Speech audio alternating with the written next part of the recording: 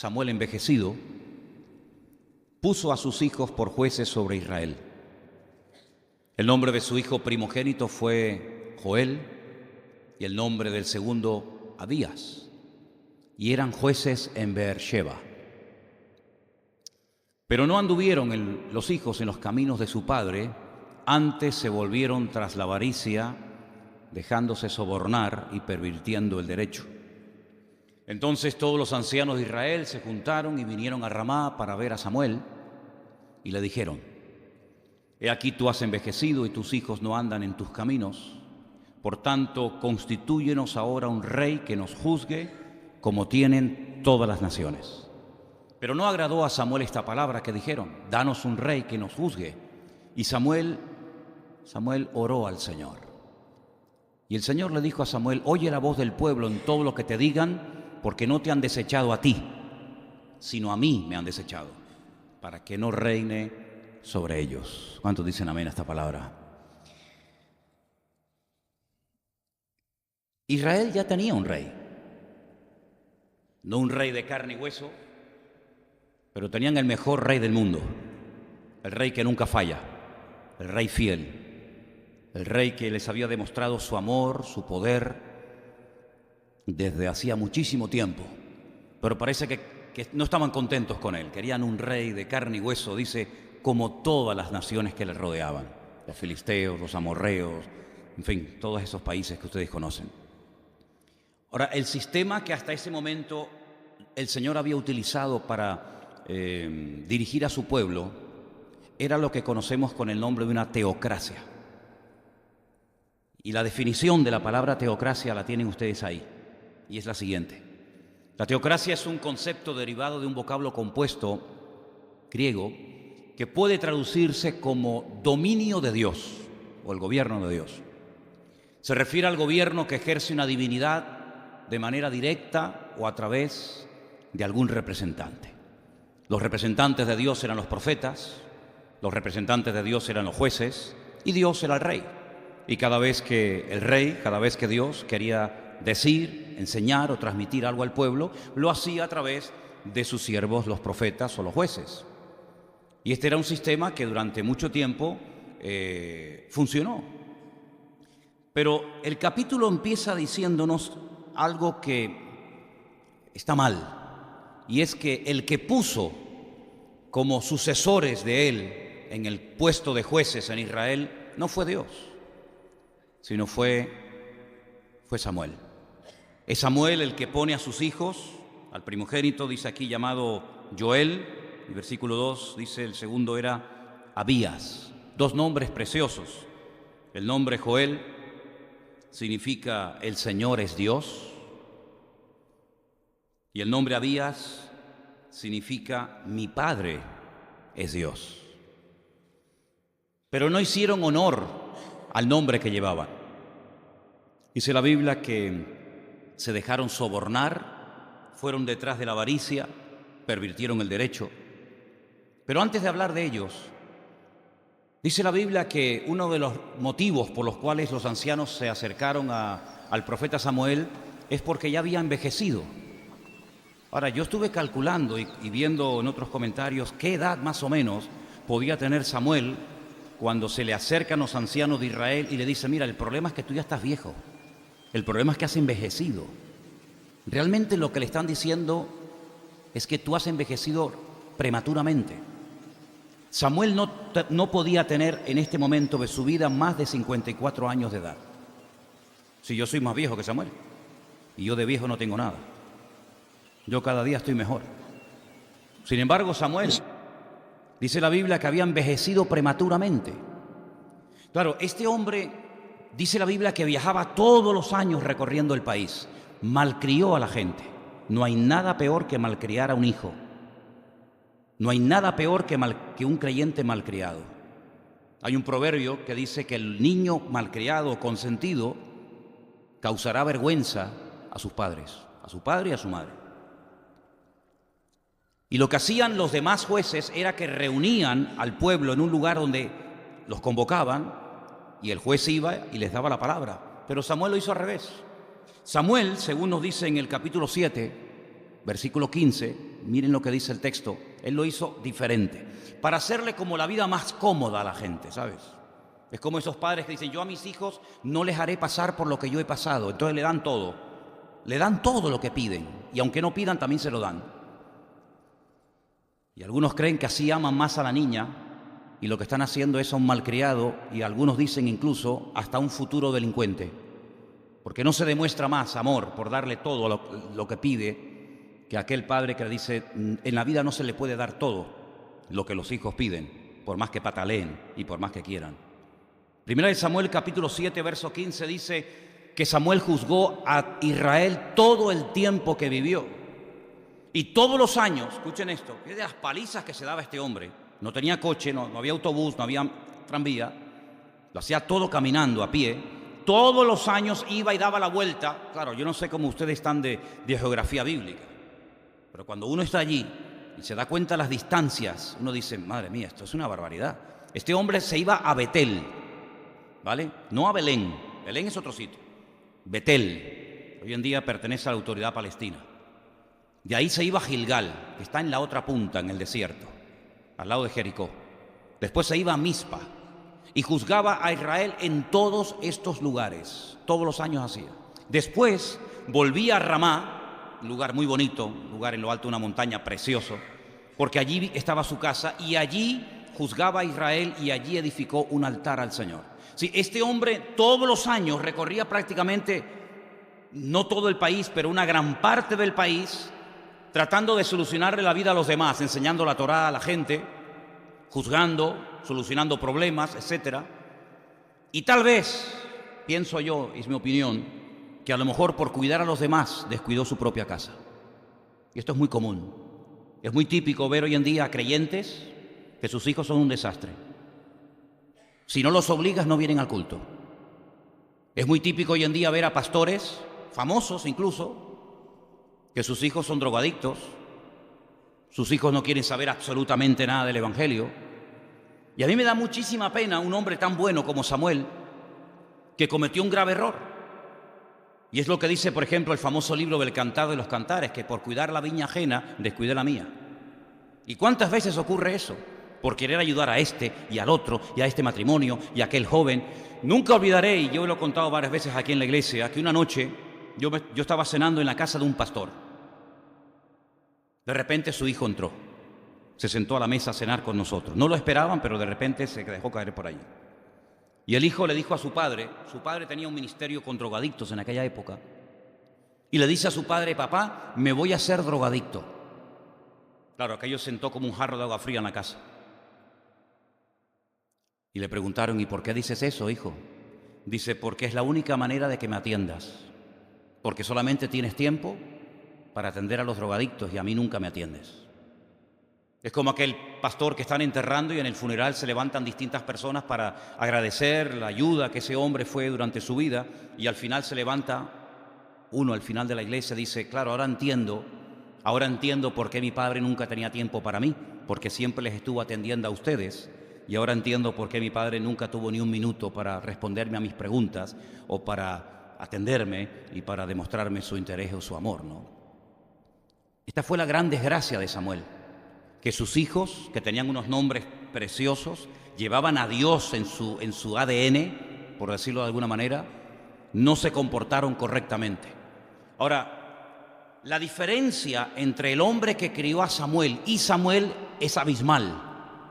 Por ejemplo, dice la Biblia que desde chiquitito, el profeta Samuel, el niñito Samuel, su madre lo dejó para que Elí lo cuidara. Y la Biblia dice que los hijos de Elí eran un desastre. ¿Os acordáis? Ofni y Fines. Dice que eran hombres perversos, terribles, que se acostaban con las mujeres en la puerta del tabernáculo, etc. Un desastre. Y Elí lo sabía y nunca los puso en su sitio, nunca les llamó la atención. En el caso de Samuel, sus hijos también fueron un desastre, pero digamos que a su favor no dice la Biblia que él supiera del mal comportamiento de sus hijos. Es más, hay un detalle muy interesante en la porción que hemos leído y está en el versículo 3.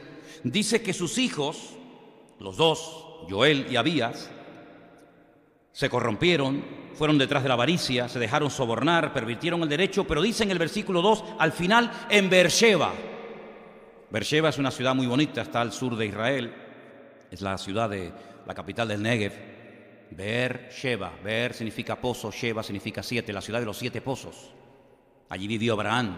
Y allí puso Samuel a sus 2 hijos como jueces. Y fue allí, no en Ramá con su padre, sino en Beersheba, y hay una larga distancia desde un punto a otro, donde sus hijos como que se descubrió lo que eran verdaderamente. Esto me hace recordar a estos chicos de centros, ¿no? Centros de rehabilitación, que la norma es siempre que estén acompañados, ¿verdad? En los centros de rehabilitación siempre hay uno que te hace sombra, uno que cuida de tu vida, ¿no? ¿Para qué? Pues para que no la líes, ¿verdad? Porque a lo mejor se le van los ojos detrás de una tentación o sabe Dios qué. Pero yo siempre me he preguntado, ¿y el día que salga del centro, el día que no tenga a alguien que le haga sombra y que esté a su lado, será igual de educado, de santo, de cristiano, como lo es cuando está siendo vigilado, por decirlo de alguna manera? Llegará el momento cuando tú estarás solo, en tu colegio, en tu universidad, en tu trabajo, y allí te demostrarás a ti mismo si verdaderamente tus principios y tus valores hacen que te comportes igual en lo público que en lo privado.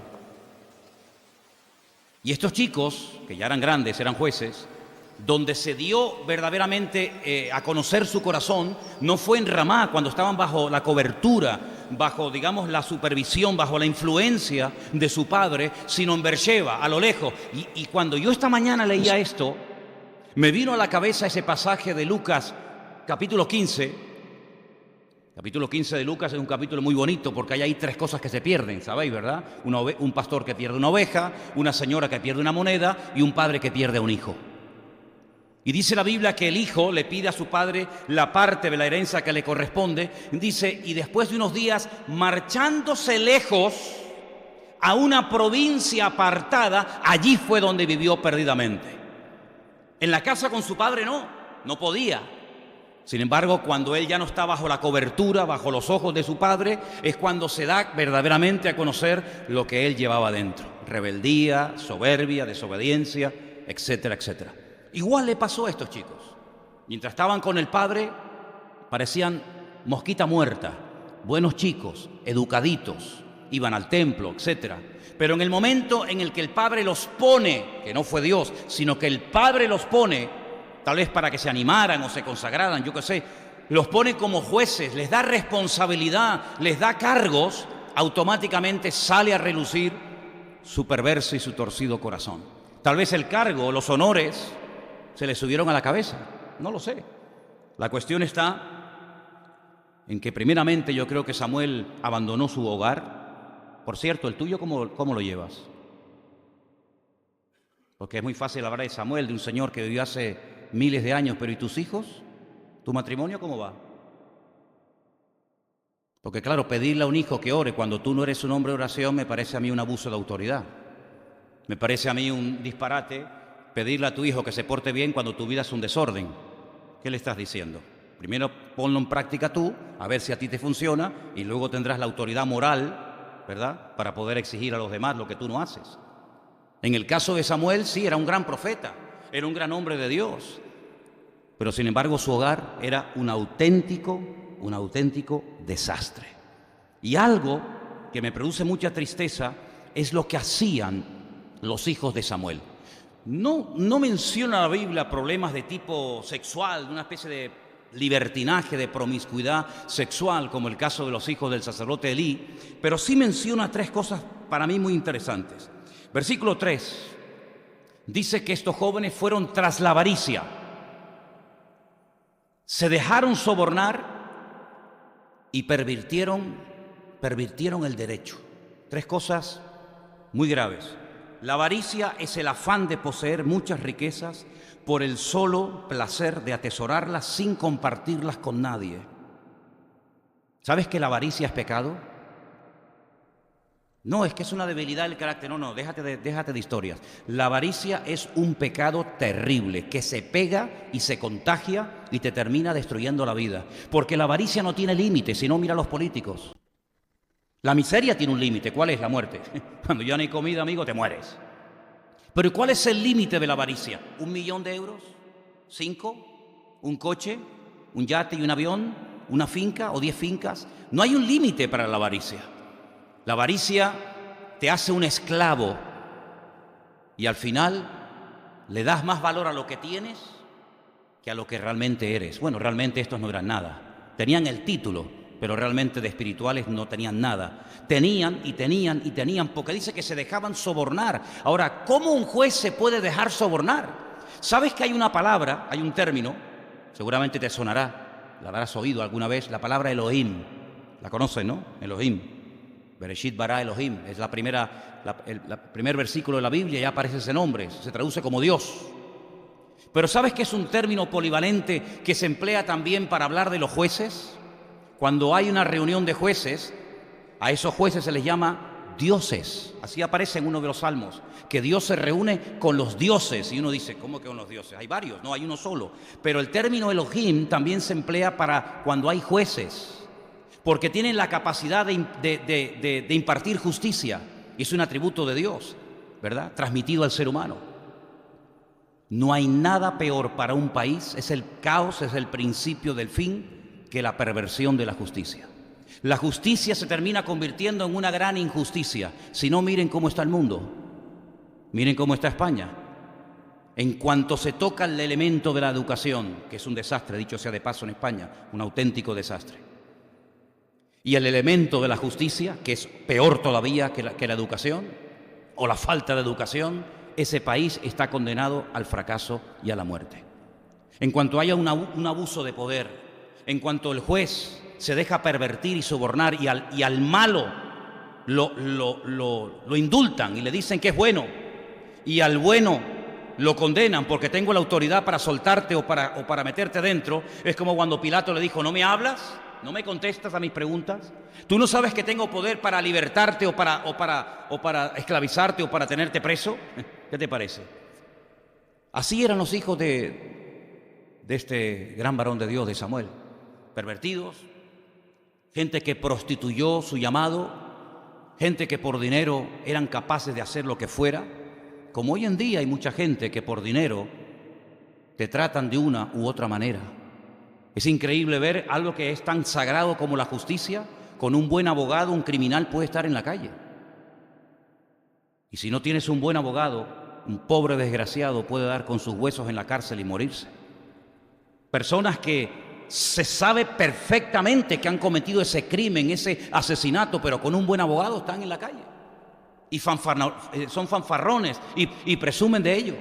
Y personas que no tuvieron el poder adquisitivo para poder recurrir o para poder contratar a un buen abogado, terminan en el corredor de la muerte, y años más tarde se demuestra a través de una prueba circunstancial o del ADN o lo que sea, que esa persona que mataron resulta que era inocente. ¿Cuál es el motivo por el cual los ancianos le dicen a Samuel, mira, queremos que nos nombres y nos pongas a un rey? Bueno, según leemos al principio del pasaje, veían que ya Samuel había envejecido, como dije antes, prematuramente. Ya no estaba tan capacitado, no tenía tantas facultades, ya no tenía tanta, discernimiento como para seguir juzgando al país, seguir llevándolo por el buen camino. Y en segundo lugar, temían de que cuando este hombre muriera, lo que quedaba iba a ser peor. Por lo tanto, le dijeron, mira, vamos a dejarnos ya de historias y queremos que nos nombres a un rey. Pero detrás de esta petición no está el deseo de levantar cabeza y de que el país vaya por un buen camino, obedeciendo y agradando a Dios. No. El argumento que le dicen es el siguiente, versículo 5 al final, como tienen todas las naciones. Ahí lo tienen. He aquí tú has envejecido, tus hijos no andan en tus caminos, por lo tanto constitúyenos ahora un rey que nos juzgue como tienen todas las naciones. En otras palabras, estamos cansados de ser diferentes, queremos ser como los demás. Como pastor, el dolor más grande de mi corazón es cuando veo a creyentes que no terminan de descubrir su identidad en el Señor y se comportan y hablan y viven y piensan y actúan como los demás, como los del mundo, como gente que no conocen al Señor. ¿Qué te parece? La Biblia dice, a través de los labios de Cristo, ustedes viven en el mundo. Claro, faltaría más. pero no soy del mundo. Y ese concepto tenemos que interiorizarlo en nuestra vida. Yo no me puedo comportar, yo no puedo hablar, yo no puedo actuar divorciándome de mis valores y de mis principios. Es decir, no podemos divorciar nuestras acciones de nuestros valores y principios. Pero claro, ¿cuáles son nuestros valores y cuáles son nuestros principios? Porque si no los conozco, ¿cómo los voy a poder poner en práctica?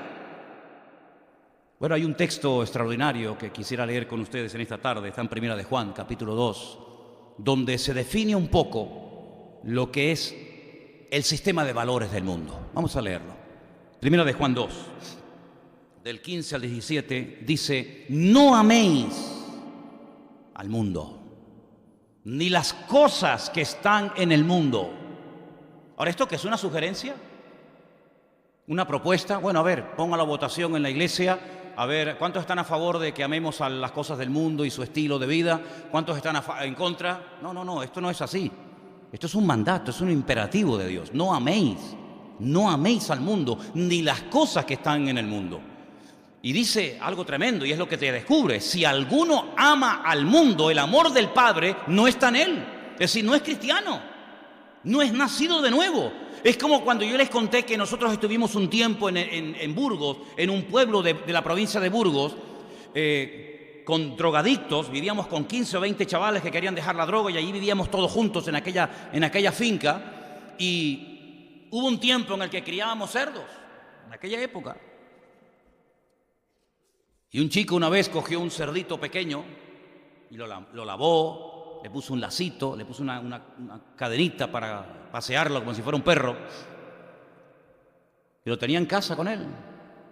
Pero un día salimos de paseo y el cerdito se le escapó, y cuando fue a buscarlo, el cerdito estaba totalmente lleno de barro, porque en cuanto vio una charca con barro y con basura y con lo que sea, el cerdito se metió dentro y se revolcó. Y uno dice: ¿y por qué? Si yo no lo he criado como un cerdo, yo lo he criado como un perrito. Bueno, tú lo has podido criar como lo que quieras. Tú lo has intentado cambiar por fuera, pero por dentro tú no lo has cambiado. Él piensa y actúa y vive como un cerdo. Pues claro, si lo tienes en la casa, ¿en qué barro se va a revolcar? Pero sácalo al campo. Dale la oportunidad de demostrar realmente lo que es. Y te lo demostró claramente. Y estaba feliz, porque eso es lo que le gusta a los cerdos, revolcarse en la basura. Y son felices de esa manera. ¿Y cuántas veces queremos cambiar a la gente por fuera? Cómprate una Biblia, lee la Biblia, no digas eso, compórtate, quítate esos zapatos, no te peines así, no te hagas ese piercing, quítate ese tatuaje, ven al culto. Y lo queremos cambiar por fuera, ya. Tú no vas a cambiar a nadie, porque el único que puede cambiar a la gente es Dios, si quieren. Porque fíjate lo grande y lo maravilloso que es Dios, que si tú no quieres cambiar, Él tampoco te va a cambiar, porque Él no se mete donde no lo llaman. ¿Qué te parece? Entonces, cuando hay un amor, una tendencia por el mundo, no nos engañemos, no digamos: no, es que es una edad difícil, es que es un tiempo de rebeldía, es que en el colegio no sé qué, es que son las malas amistades. Déjate de cuentos, déjate ya de perder el tiempo y de engañarte a ti mismo. No sé, que no te juntes con aquel porque aquel es mala compañía. Si la mala compañía es el tuyo, no es aquel, es el tuyo. Si la madre de aquel dice lo mismo del tuyo, ¿o qué te crees? Cuando hay una tendencia, un amor, una pasión, se nos van los ojos por el mundo, es porque esa persona no ha nacido de nuevo. Porque dice la Biblia, y más claro agua: los que son de la carne, ¿en qué piensan? En las cosas de la carne. Y los que son de Dios, en las cosas de Dios. Es que lo dice más claro el agua. ¿Cómo tú puedes saber si una persona ha nacido de nuevo, si es cristiano o no es cristiano? Por lo que tiene en su corazón. ¿Qué es lo que le atrae? ¿Qué es lo que le vuelve loco? ¿Cómo se le van los ojos? ¿Por qué? Porque de la abundancia del corazón, amigo, habla la boca. Y aquí dice este texto que todo lo que hay en el mundo, todo, no algunas cositas, todo lo que hay en el mundo, y lo define en 3 frases: los deseos de la carne, los deseos de los ojos y la vana gloria. Qué bonita esa palabra, una palabra compuesta, ¿no? Vana gloria. Y la vanagloria de la vida no provienen del Padre, sino del mundo. ¿Y la carne qué es? Son las pasiones más bajas. La carne, ¿qué es? Es el ego del ser humano. Es el querer pecar y creerte a ti mismo que pecando y desobedeciendo a Dios y haciendo tu voluntad y haciendo lo que te da la gana serás más feliz que haciendo la voluntad de Dios. ¿Por qué? Porque es un esclavo. Es una persona que por más que se lo explique, por más que se lo digas, no lo va a entender y le entra por aquí y te sale por allá. Y lo mismo hicieron mis padres conmigo, que me decían no hagas esto y no hagas lo otro y escribe 1000 veces, me tengo que portar bien, me tengo que portar bien. Y terminaba y salía a la calle y lo hacía igual o peor que antes. Porque te pueden cambiar por fuera, pero el único que te puede cambiar por dentro es Dios. Y la iglesia no está diseñada para cambiar a nadie. El único que puede cambiar a la gente es el Señor. ¿Cuánta gente viene a la iglesia y están igual o peor? ¿Cuánta gente viene a la iglesia y se han congregado durante años y siguen siendo celosos, siguen siendo envidiosos, siguen teniendo complejos, siguen teniendo traumas? ¿Pero qué ha pasado? Que la iglesia no es el lugar que Dios ha creado para cambiar a nadie. No, hermano, no es eso. El único que puede cambiar es el Señor. Y si Dios no hace la obra, olvídate, llévalo al psiquiatra, llévalo al psicólogo, quítale el móvil, enciérralo en la habitación, pon una bola de hierro en la pata de la cama y amárralo. En cuanto lo suelte, vuelve otra vez a las andadas. Y por eso el milagro más grande de todos, ¿saben cuál es? El nuevo nacimiento. Si yo tuviera un hijo o una hija inconversa, yo dejaría de ser pastor. No voy a atenderles yo a ustedes, voy a abandonar yo a mi familia. ¿Estamos locos aquí o qué? ¿Ustedes valen más que mis hijas o qué? En absoluto. ¿De qué voy a predicarles yo a ustedes? De poner en orden sus vidas. Póngalo usted primero, caballero. De que tenemos que venir a la iglesia, de que tenemos que llevarnos bien, pero demuéstralo con tus palabras. Ahí tenemos la frase. No podemos divorciar nuestras acciones de nuestros valores y de nuestros principios. Lo mismo le pasó al rey David, ganó todas las batallas. David nunca perdió una guerra, nunca, jamás. En casa las perdió todas. De la puerta para afuera era un genio, de la puerta para adentro, un desastre. Y eso no puede darse más, porque es que hay tanto de esto en el mundo evangélico, más de lo que ustedes se pueden imaginar. Los deseos de los ojos, decía Juan. Bueno, hay un refrán que dice, lo que el ojo no ve, corazón que no siente, ¿no? Por eso habrá dicho el Señor, si tu ojo tienes ocasión de caer, mejor que te lo arranques. ¿Tienes problemas con la vista? ¿Se te van los ojos? Tienes un grave problema, amigo. Tienes un grave problema. Dice la Biblia que Job hizo un pacto con sus ojos para no pecar contra Dios. ¿Qué te parece?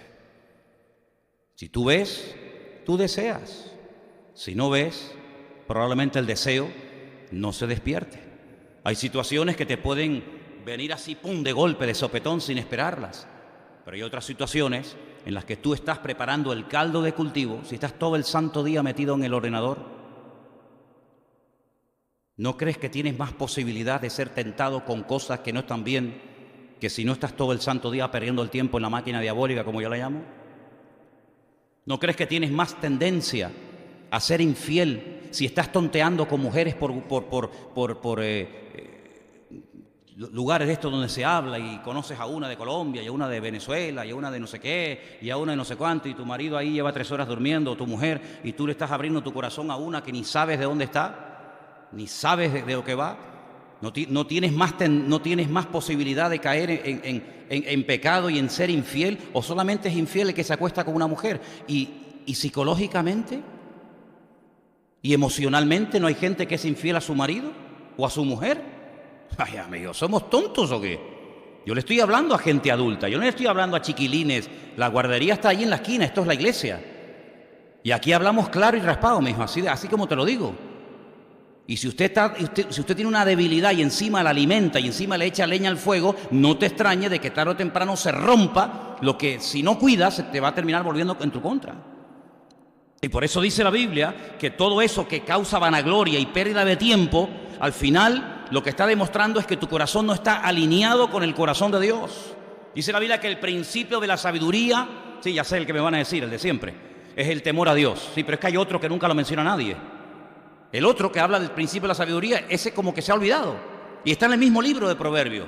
El principio de la sabiduría es aborrecer el mal, dice la Biblia.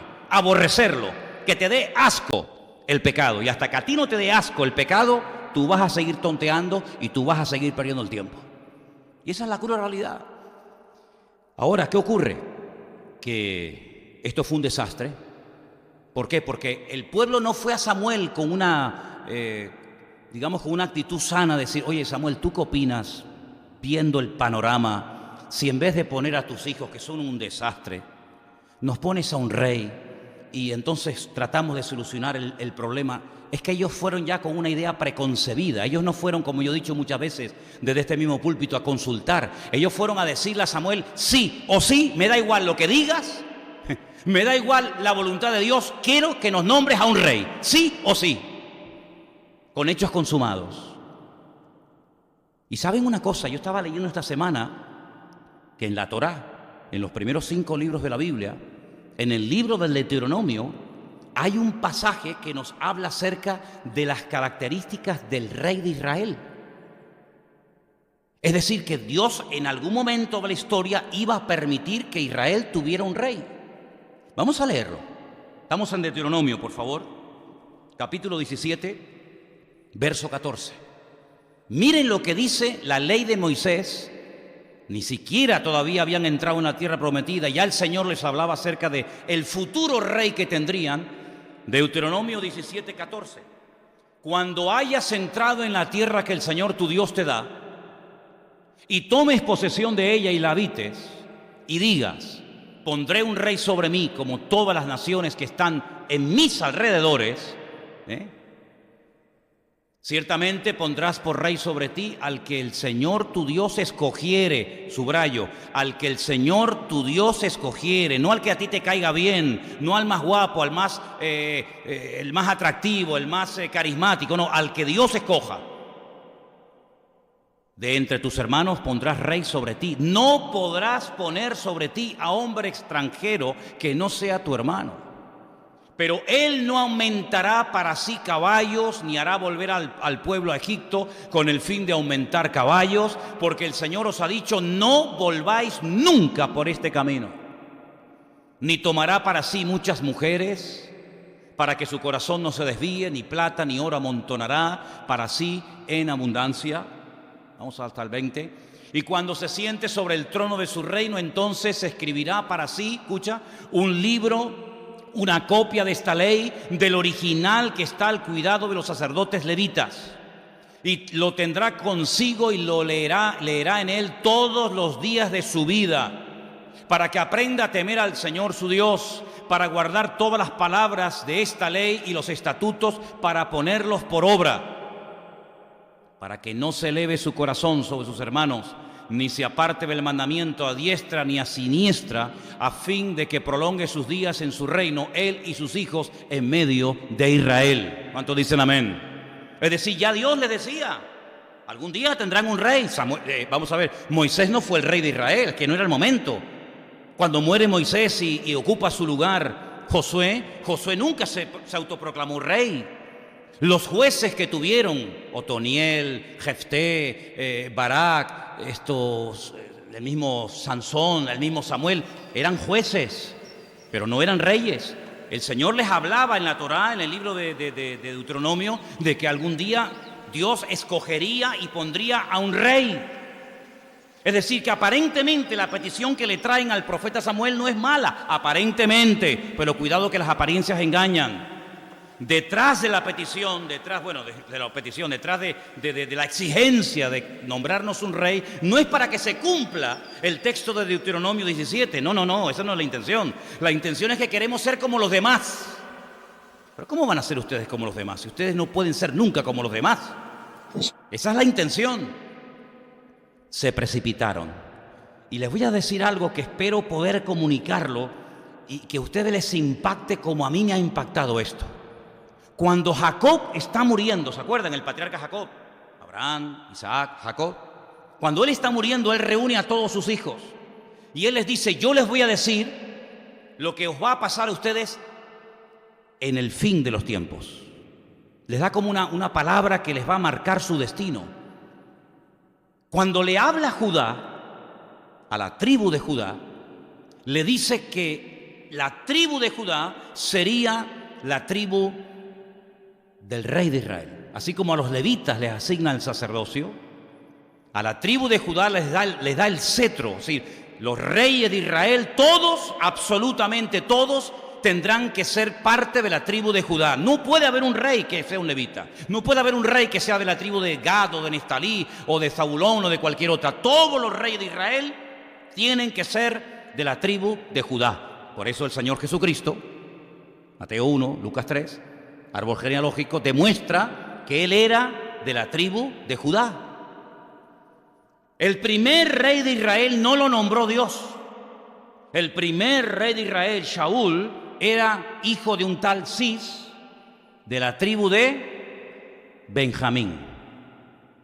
Sí, era muy alto. Dice la Biblia que no había otro hombre más alto en todo Israel que Saúl. Sí, era muy grande por fuera, pero un enano por dentro. Lo que veías no tenía nada que ver con la realidad. Es como aquel que era muy alto y era un gigante, a través de la boca de él hablaba el diablo, para amedrentar al pueblo de Israel. Pues este igual, un hombre muy alto, una apariencia física tremenda, pero nunca fue un hombre espiritual. Fíjense que cuando este hombre sube al trono, uno de los detalles que a mí siempre me ha llamado la atención de extensión de este personaje es que nunca preguntó dónde estaba el arca del pacto. ¿Se acuerdan? Hablamos el otro día de ella. Oye, el arca de la alianza era el mueble más sagrado en la cultura de Israel. Era el mueble que representaba, que simbolizaba la presencia de Dios con el pueblo. A ti no te interesa tener la presencia de Dios a tu lado. ¿Y cómo vas a ser rey? Y cuando tengas que ir a la guerra, ¿a qué o a quién te vas a agarrar? ¿En qué confías? ¿En ti mismo? Claro, así terminó. Así terminó Saúl, quitándose la vida. Pero no solamente él se quita la vida, y es un desastre el reinado de Saúl, pero un desastre. Dejó al país en la bancarrota. Bueno, fíjense que cuando David se oculta en aquella famosa cueva que se puede visitar hoy en día en Israel, una cueva enorme, la cueva de Adulam, dice que iban personas que estaban endeudadas, afligidas, atormentadas, solitarias, amargadas, frustradas, porque lo único que transmitió Saúl durante ese reinado fue eso, un desastre. Dice que la gente iba a la guerra temblando de miedo detrás de él, porque era un hombre que, claro, le obedecías porque no te quedaba más remedio, porque era el rey, pero no porque realmente la gente lo amara y lo respetara. Pero lo triste de todo esto no es que él terminó así, sino que en su caída arrastró a su familia. Y a mí me da muchísima, muchísima pena de uno de sus hijos, de Jonathan, aquel por el cual David lloró a gritos. Cuando le dicen tu amigo Jonatán ha muerto, él llora a gritos y dice: Jonatán, Jonatán, amigo mío, que tu amor me fue más dulce que el de las mujeres. Y los pervertidos y corruptos piensan que había algo aquí de homosexualidad, nada más lejos de la realidad. Nada más lejos de la realidad, ¿verdad? Dice que para el impuro todas las cosas son impuras, pero para el limpio todas las cosas le son limpias. Y él llora porque él sabe perfectamente que Jonatán no merecía esa muerte. Lo clavan ahí, lo dejan colgado toda una noche como si fuera un perro indigno de ser sepultado, ¿verdad? Ay, si hubieran aprendido a esperar un poquito más. ¿Cuánto? Se calcula entre 10, 15, máximo 20 años. En 10, 15, 20 años. Esa palabra de Deuteronomio 17 de que algún día habría rey en Israel se hubiera cumplido, y el primero hubiera sido el que Dios había escogido: David, el hombre más cerca del corazón de Dios. Pero fue el segundo, porque se precipitaron, fueron con exigencias. Y sabes una cosa que tú tienes que aprender en el Señor lo antes posible. Si puede ser este mes, mejor. Si puede ser esta semana, mejor. Y si puede ser hoy mismo, mejor que mejor. Aprender a esperar en Dios. Pero yo veo que cada vez los cristianos esperan menos en Dios. Voy a salir con esta, voy a probar a ver si es esta. ¿A probar qué vas a probar? ¿Qué te crees? ¿Que te estás comprando un coche de segunda mano que hay que probarlo a ver si funciona? ¿Qué vas a probar? Cuando una cosa es de Dios no hay que probarla antes. Cuando una cosa es de Dios y punto. Yo vi a mi mujer un miércoles y un domingo y le propuse que se casara conmigo. Y yo no era de los que estaba soñando en el matrimonio. A mí me daba alergia al matrimonio. Me salían sarpullidos. Pero yo la vi un miércoles y un domingo y no la vi hasta 7 meses después. Y yo sabía que esa era la mujer de mi vida. Y creo que lo he demostrado después de 35 años de matrimonio. ¿No les parece? ¿No les parece a ustedes? ¿Qué probar? ¿Qué vas a probar? ¿Será este trabajo o será aquel? ¿Cómo que será este o será aquel? ¿Tú cómo te mueves? ¿Por emociones? ¿Por impulsos? Es que aquí me dan 200 euros menos que allí. Entonces será aquel. No me digas. ¿Será que el que más te da es el de Dios y el que menos te da no es de Dios? ¿Te mueves así? ¿Tú te mueves así hoy en día como está la vida? Nos hemos olvidado del proverbio bíblico que dice: más vale bocado seco y en paz que casa llena de provisiones donde hay contienda y perturbación. ¿Nos hemos olvidado de eso? Prefiero dormir debajo de un puente con la bendición de Dios comiéndome un pan solo, que en un lugar donde me den el oro y el moro, pero que al final tenga que prostituirme y dejar el servicio al Señor en esta vida. ¿Queréis un rey? Tomen un rey, pero diles que va a ser un desastre y que al final lo que tanto anhelaban se les volverá en su contra. Porque mucha gente lo que busca son juguetes. Y cuando se cansan del juguete, llámese hombre, llámese novia, llámese mujer, llámese lo que se llame, cuando se cansan del juguete te tiran al cubo de la basura y buscan otro juguete. Y tú no puedes permitirte ser juguete en las manos de nadie, porque tú eres real sacerdocio, nación santa, pueblo adquirido por Dios para que anuncie las virtudes de aquel que te llamó de las tinieblas a su luz admirable. No pierdas el tiempo en tonterías. Gloria a Dios. No pierdas el tiempo en eso. Al final, Saúl, ¿para qué? ¿Tú te crees que tenemos ganas de perder el tiempo? Aprende a esperar en el Señor, ¿sabes? Si hubieran esperado, Jonatán no hubiera muerto. Si hubieran esperado, David no hubiera sufrido tantas persecuciones de este perverso, de este celoso, porque era un celoso envidioso que ni comía ni dejaba comer. Si hubieran aprendido a esperar en el Señor les hubiera dicho: ahí está. No es tan alto, tal vez no es tan llamativo por fuera, pero yo estoy con Él y Él está conmigo. ¿Se das cuenta? Antiguamente se decía: no, yo lo que busco es un hombre cristiano. Y ellos decían: yo lo que busco es una buena mujer cristiana. Ponlo en cuarentena, porque el título de cristiano, hoy, no hablo hace 30 años atrás, hace 30 años atrás un cristiano era un cristiano. Hoy en día uno que te dice que es cristiano dice: guárdame un cachorro, déjame que te estudie y déjame que te ponga a prueba, amigo. Cuando tú te diga no, ahí me vas a demostrar qué tipo de persona tú eres. ¿No dice la Biblia que hay que probar a los que quieren ser diáconos en la iglesia? Quieren cargos, quieren puestos, y ponlo a prueba.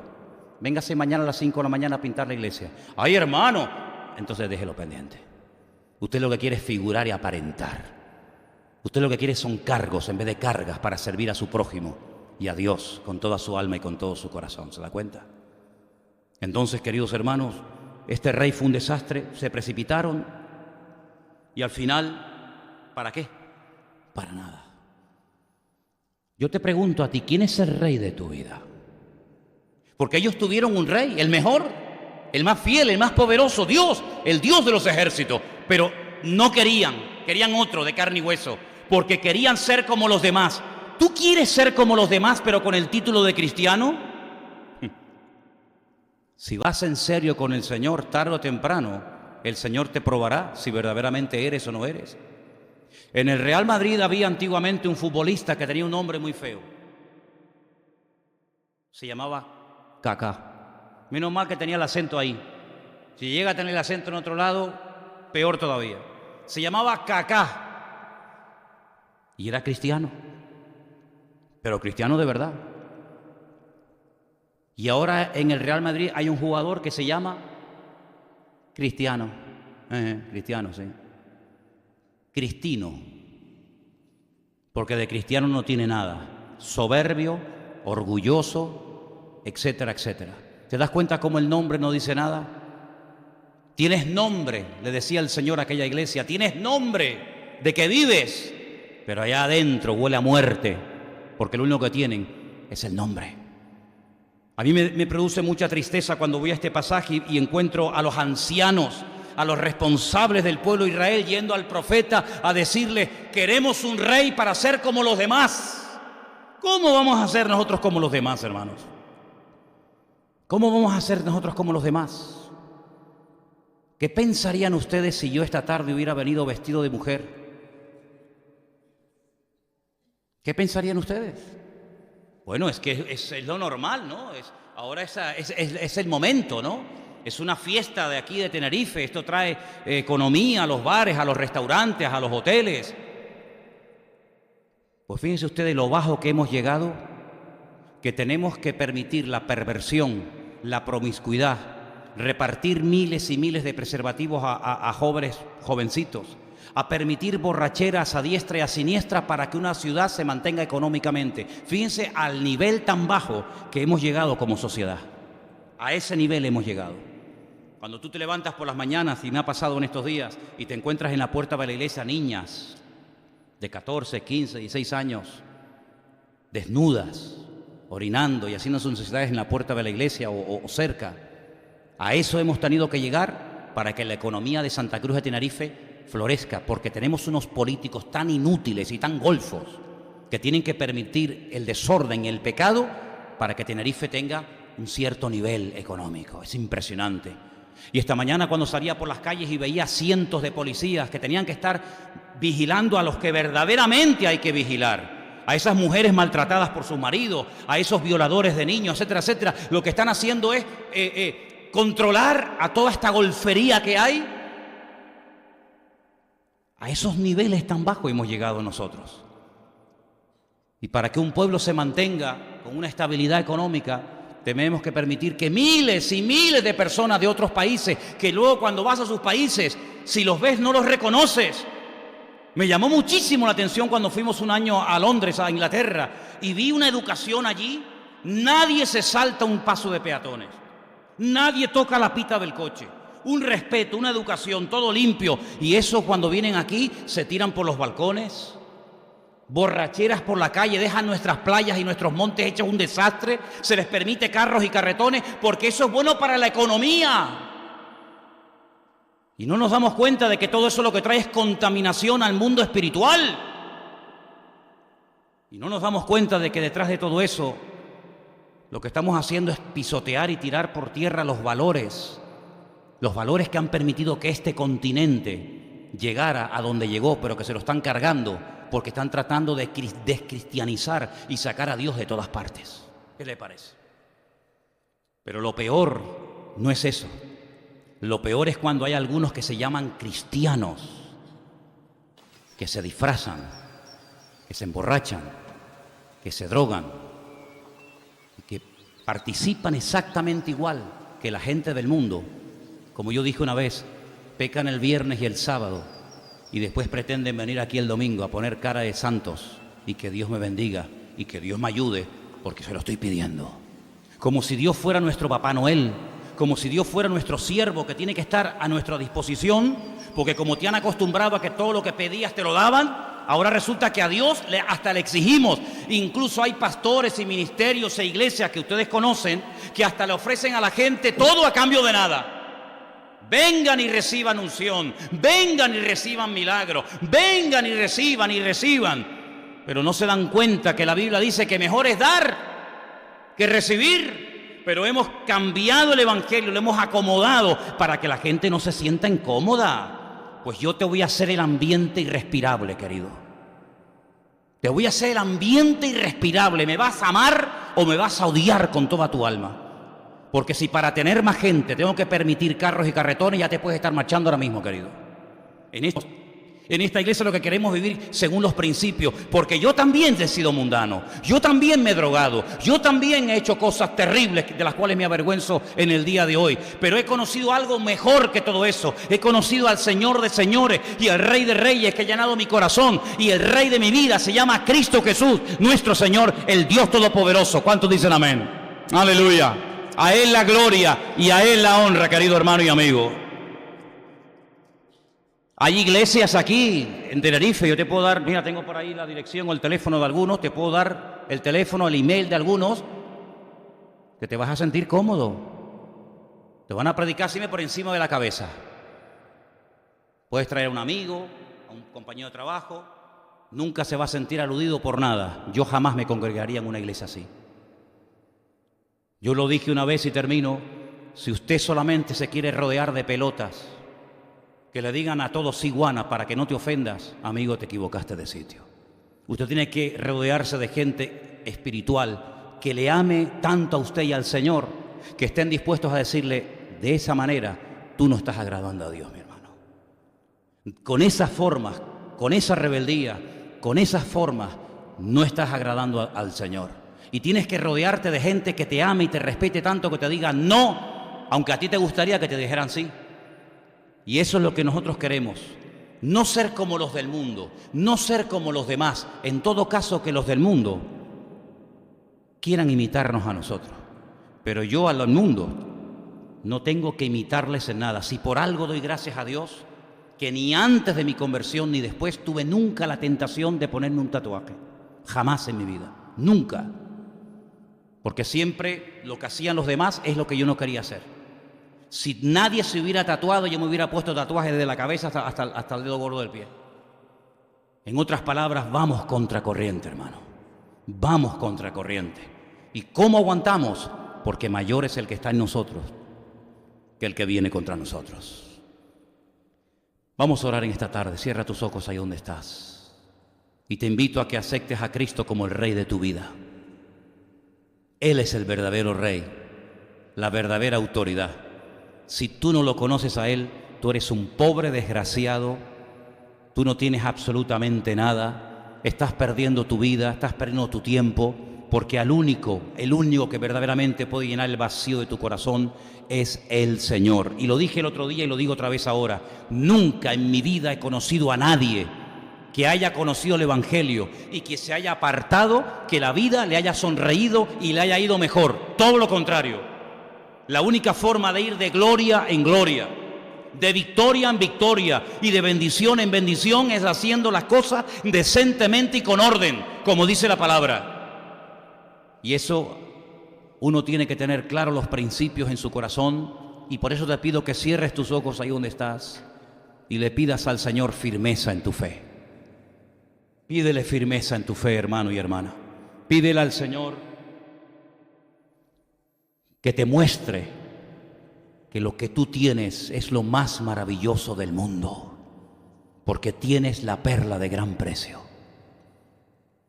Aprende a esperar en el Señor. No te precipites. Espera en el Señor, porque Él tiene lo mejor para ti. Ellos creían que Saúl era lo máximo. Al final fue un desastre. Un desastre.